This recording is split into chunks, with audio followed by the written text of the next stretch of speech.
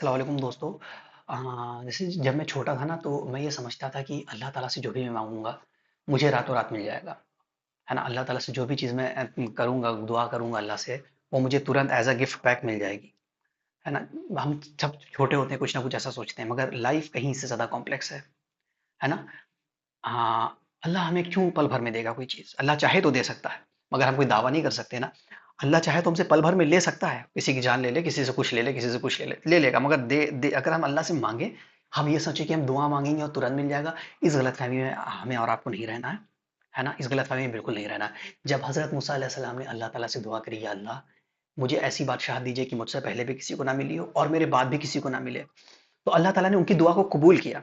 ठीक है, उनकी दुआ थी, दावा नहीं था अल्लाह ताला से कि मुझे ऐसी चीज़ दीजिए ना। उनकी दुआ थी, या अल्लाह मुझे ऐसी चीज़ दे दीजिए कि मुझसे पहले भी किसी को ना मिली हो, मेरे बाद भी किसी को ना मिले। तो अल्लाह ताला फरमाता है कि मैंने उनकी दुआ कबूल किया और उन्हें ऐसी बादशाहत दिया कि जिन इंसान, चिड़िया, परिंद, चरिंद परिंद सबके ऊपर उनको बादशाहत मिल गई। तो हमें समझने की ज़रूरत है कि Allah is not the one who needs us, we are the one who needs Allah. Allah से अगर हम कुछ मांगें और हमें ना मिले, तो हमें नाराज होने की जरूरत, हमें कुछ सोचने की जरूरत नहीं, क्यों हो गया। आज जो एथीस्ट लोग हैं, वो लोग जो इस्लाम पे बिलीव नहीं करते, वो फैक्ट देते हैं। चलो, उड़ते हुए तोते को आप कौवा बना के दिखा दीजिए दुआ करके। आप अगर आपका अल्लाह बहुत है, अल्लाह ताला देता है, तो आज गरीब क्यों है, मुसलमान मुसलमान मारा क्यों जा रहा है, वो ऐसे फैक्ट देते हैं इन हम लोगों को।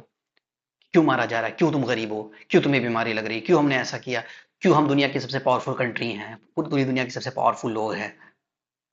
हाँ, उसका भी जवाब है। उसका जवाब ये है कि अल्लाह ताला कहता है कि तुम मेरी राह पे चलो। जैसे मैंने बताया वैसे करो, तुम ही गालिब रहोगे, तुम ही डोमिनेट रहोगे, तुम्हारे लिए ही सारी बादशाहत है इस दुनिया की, तुम्हारे लिए ही ताकत है, कोई तुमको नहीं हरा पाएगा। लेकिन मुसलमान चले तो।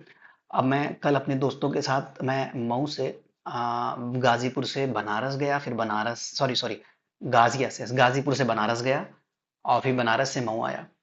दोस्तों, ये पूरी जर्नी जो थी 6 घंटे 7 घंटे की थी। तो पूरे रास्ते भर मेरे दोस्त जो थे, एक दाढ़ी वाले थे, दाढ़ी थी उनकी माशाल्लाह। लेकिन एक गलत काम ये हुआ कि पूरे रास्ते में गाना बजाया गया। पूरे रास्ते में मेरा कान दर्द होने लगा, पूरी गाड़ी में मेरी भाई कार थी नहीं, मेरा मैं उनकी कार में एज अ गेस्ट बैठा हुआ था। और दाढ़ी वाले भैया, और वो भैया जो गाड़ी पे जो एक लड़की जा रही थी, नकाब पहनी हुई थी, अपने बॉयफ्रेंड के साथ बैठी हुई थी, शायद बॉयफ्रेंड था भाई था, लेकिन ज्यादातर चांसेस है बॉयफ्रेंड था। इस पोजीशन में उसको पकड़ करके बैठी हुई थी। तो उसको कहने लगी, देखो ये मुसलमानों का नाम बदनाम कर रहे हैं। मुसलमान जो पर्दा करते हैं, तो देखिए इस तरह से नकाब पहन के मुसलमानों का नाम बर्बाद कर रहा है, और गाड़ी के अंदर गाना बज रहा था। तो मैंने दिमाग सोचा कि आज का मुसलमान एक दूसरे को ब्लेम कर रहा। महात्मा गांधी ने कहा था, if you want to change the world, start from yourself. अगर दुनिया में तुम जो चेंज देखना चाहते हो वो अपने अंदर लाओ, दुनिया अपने आप चेंज हो जाएगी, दूसरों की फिक्र मत करो। तो आज का मुसलमान इसी के लिए कहीं ना कहीं, मैं सबको नहीं कह रहा, मगर ये है कि हमें दूसरों को उंगली नहीं कर, दूसरों के ऊपर उंगली नहीं उठानी चाहिए। यही चीज़ है। जो कहने लगी, तो गाड़ी के बाहर जो तुमको दिख रहा है वो लड़की भाई है, बैठी है अपने भाई के साथ, किसी के साथ बैठी, तुम उसको तो बुरा कह रहे हो, लेकिन जो गाड़ी के अंदर हो रहा है, वो जो गाना बज रहा है, सॉन्ग्स बज रहे हैं, वो तो यही रीजन है कि अल्लाह ताला कहता है कि अगर मेरी राह पे चलोगे, मेरे बताए हुए रास्ते पे चलोगे, तुम्हें डोमिनेट कर दूंगा, तुम्हें गालिब कर दूंगा, कोई तुम्हारा कुछ नहीं बिगाड़ पाएगा। जहां तुमने अपना मेरे राह छोड़ी, जहां तुमने मेरा रास्ता छोड़ा, तुमको हटाएंगे, किसी दूसरे को ले आएंगे।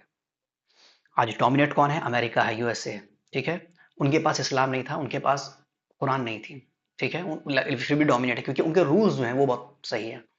अगर वो मानते हैं कि मुझे 6 बजे उठना है, तो 6 बजे उठेंगे। अगर उनको मानना है कि मुझे चिकनी चीज नहीं खानी, तो नहीं खाएंगे वो।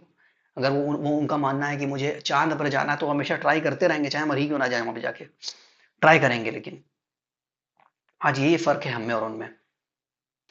और अल्लाह ताला कुरान शरीफ में फरमाता है कि तुम्हें तुम्हारी मेहनत का पूरा पूरा खामियाजा दिया जाएगा। तुम्हारी जिद्दोजहद, तुम्हारी मेहनत पूरी आंकी जाएगी, उसको कैलकुलेट किया जाएगा और उसका पूरा पूरा खामियाजा दिया जाएगा।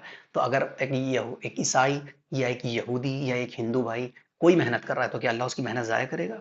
तुम कबाब बिरयानी में बिजी हो, क्या तुम्हारी मेहनत कबूल करेगा? हाँ, नहीं। तुम कबाब बिरयानी बनाओगे, बहुत अच्छी अच्छी कबाब बिरयानी बना लोगे, इतना ही मिलेगा तुमको।